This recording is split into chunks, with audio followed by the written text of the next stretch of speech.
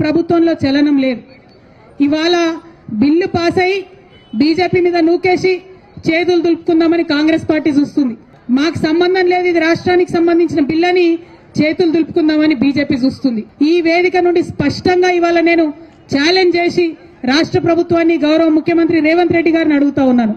నిజంగా మీరు బీసీల పక్షపాత అయితే, నిజంగా 42% మీరు పెట్టిన బీసీల బిల్లు చిత్తశుద్ధితో పెట్టిందైతే, ఏదైతే బీజేపీ చెప్తుందో ముస్లింలకు ఉందేమో అనే అనుమానంతో మేము ఆపుతున్నామని చెప్తున్నారు. ఇవాళ కాంగ్రెస్ పార్టీ మీరు స్పష్టత ఇవ్వండి. మీరు ఇవాళ ప్రెస్ మీట్ పెట్టండి.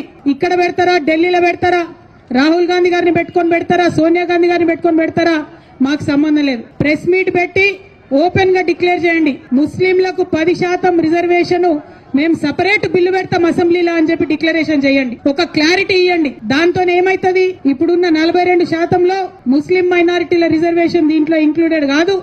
ముస్లింస్ కి సపరేట్ గా 10% రిజర్వేషన్ పెట్టాలని చెప్పి మేము డిమాండ్ చేస్తా ఉన్నాం.